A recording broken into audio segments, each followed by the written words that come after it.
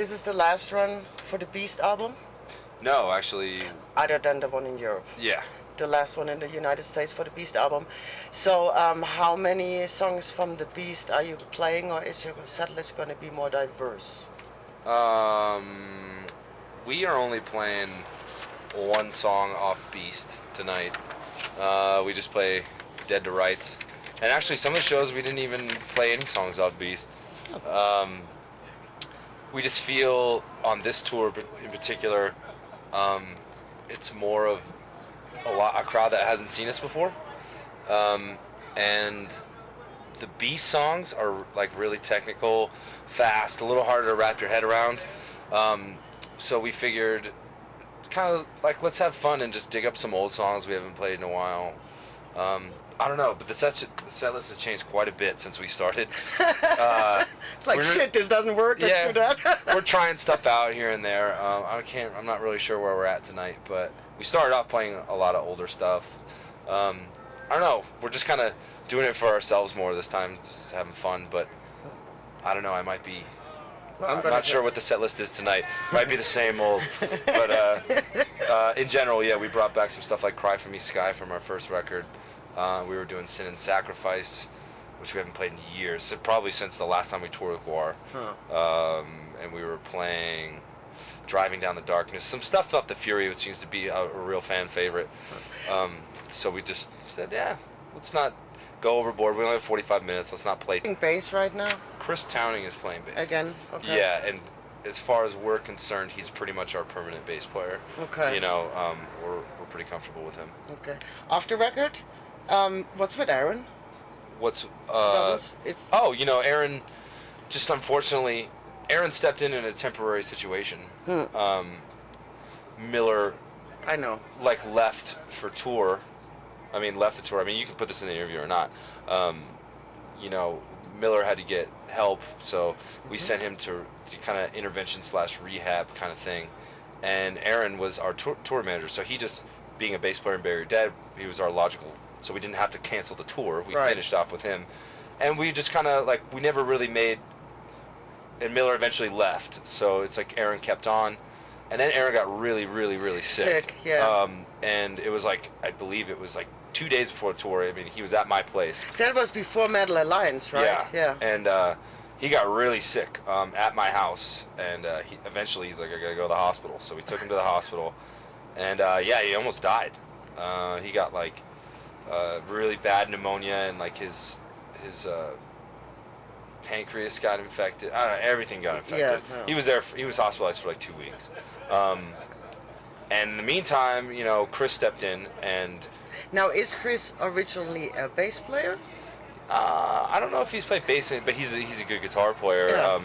And normally, if you're a good guitar player, you can handle bass duties. And Chris just seemed to fit our image of the band a little bit better, and we just thought like he was just a little bit more of a comfortable fit. And it was tough being good friends with Bubble, right? And having to make that switch when he got really sick, you know. But business is business, and right? And he understood, right?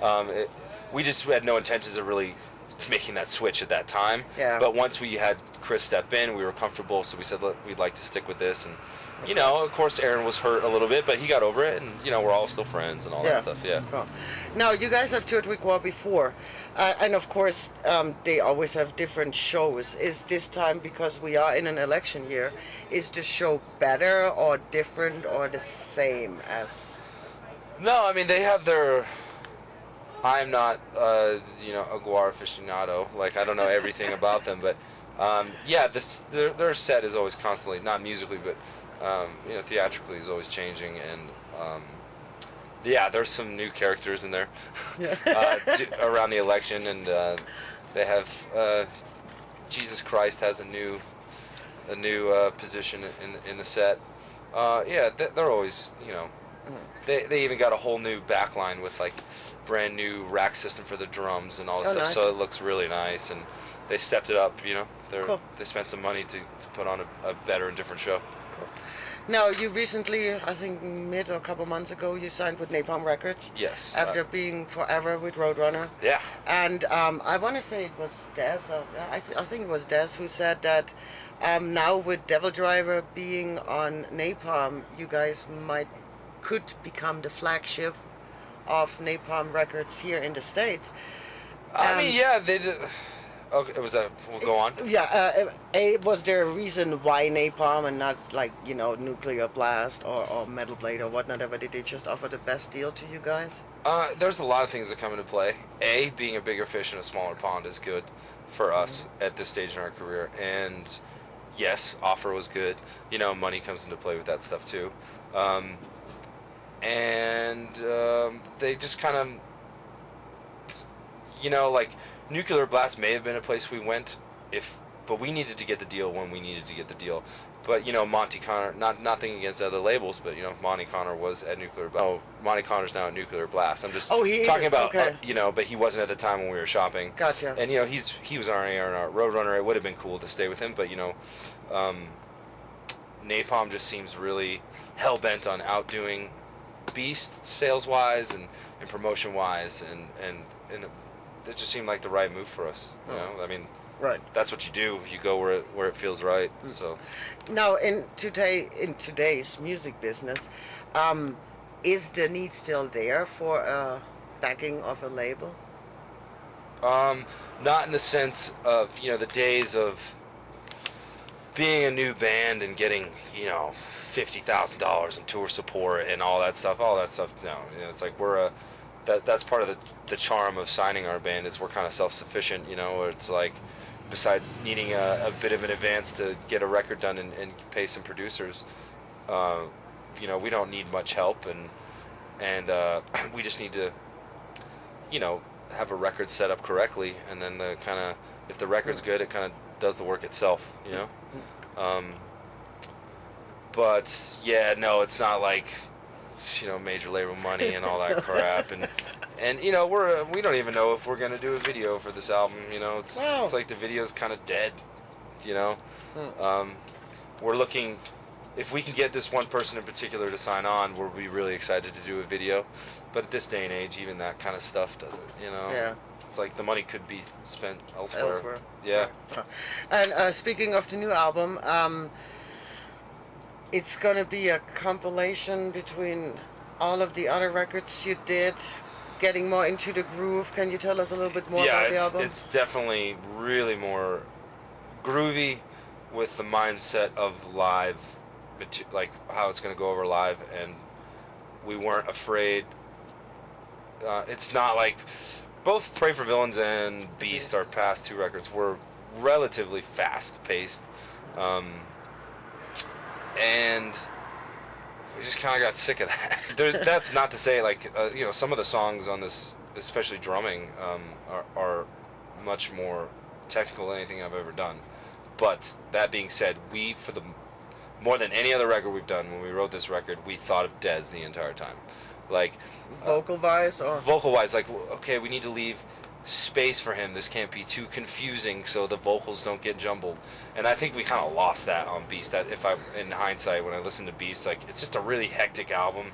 And we did not think about big choruses. We didn't think about that kind of stuff that kind of we felt is now missing from our catalog since the first three records. So we really shot for like big, hooky choruses on this album, but don't be. If you're into our technical side of things, don't worry, you won't be disappointed. Like, it's not just some boring open chord record at all. It's got some cool stuff on it. Okay. And a couple songs, we just tried some different stuff too. Just like, we weren't afraid to like not have, so to speak, like a riff be mind-blowing. Like, we're more if it just had a real solid feel to it, and knowing that Dez could really take over on it, Where in the past, we always tried to make every single, too polished. Every musical part to just be outdoing the next, or just super intense all the time, very streamlined. This time we weren't afraid to, like, let's just back down a bit, Right. And so Dez can just take over, and I think and already what he's writing and stuff is super infectious, and I'm more excited about it than the past two records for sure. Now, do you guys go back to Sonic Ranch? No, we are going to Orlando this time. So I've actually I don't even go home. I fly out of Pennsylvania the 27th straight to Orlando to do it with Mark Lewis, who's gonna.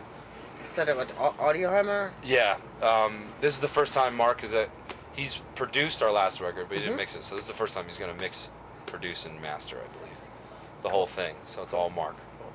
Now, I also heard that Des would really like the idea of playing, once the new album is out and you guys tour for it, playing the whole album live, kind of like what Amon Amas did a couple years ago or last year.